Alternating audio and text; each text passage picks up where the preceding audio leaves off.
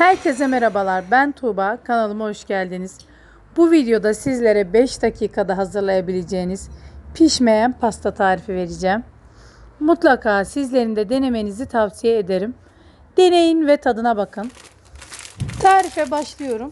İlk olarak 2 paket petibör bisküviyi iyice ezeceğim. Paketin içerisinde de ezebilirsiniz. İsterseniz bir buzdolabı poşetinin içerisine de koyup ezebilirsiniz. Bisküvilerimi ezdim. İyice un kıvamına getirmenize gerek yok. Yoğurma kabına aldım. Üzerine 40 gram eritmiş olduğum tereyağını ekliyorum. Ve yine eritmiş olduğum sütlü çikolatayı ekliyorum 100 gram. İsteyenler bitterde kullanabilir. Çikolatayı hafif karıştırıyorum. Ve üzerine bir çay bardağından biraz eksik süt kullandım. Yani 110 milim süt kullandım. Ben size tam ölçüsünü veriyorum. Sütü yavaş yavaş ekleyerek karıştırıyorum.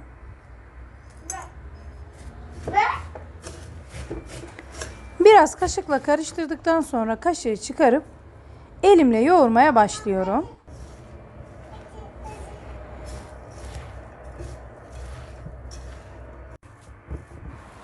Elimle iyice yoğurdum ve sizlere kıvamını yakından gösteriyorum. Pastalarıma limon sıkacağıyla şekil vereceğim. Lütfen bu aşamada videoyu dikkatli izleyin. Streç filmi limon sıkacağının ortasına yerleştiriyorum. Ve hazırlamış olduğum pasta hamurundan sıkacağın içerisine iyice elimle bastıra bastıra yerleştiriyorum.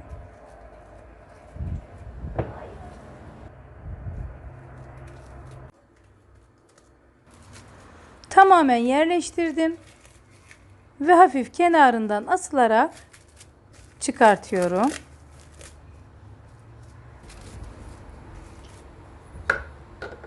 Hepsi bu kadar.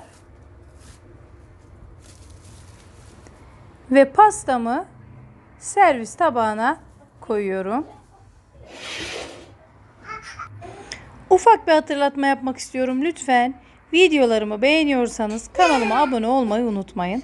Ve pastalarım hazır. Pastalarımı bir 15 dakika buzlukta beklettim. Ve şimdi servise hazırlayacağım. Üzerine 70 gram beyaz çikolata erittim. Bu arzuya kalmış. İsterseniz sade bir şekilde de tüketebilirsiniz. Beyaz çikolatayla üzerlerini videoda gördüğünüz gibi süslüyorum.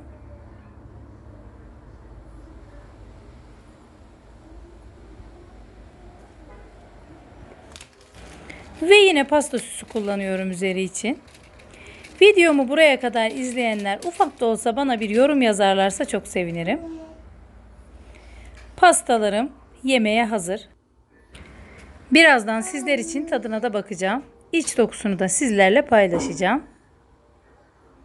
Daha yakından bakabilirsiniz.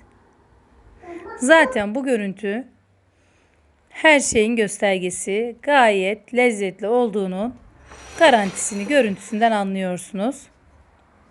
Servis tabağına alıyorum.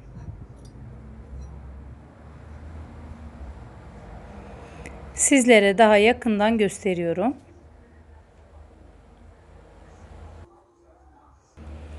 Sizler de bu pastayı mutlaka deneyin ve bana yorumlarınızı yazın.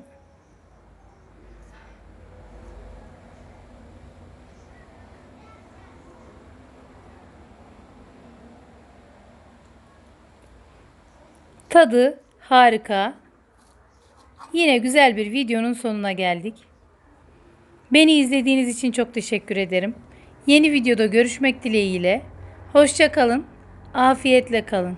Her şey gönlünüzce olsun.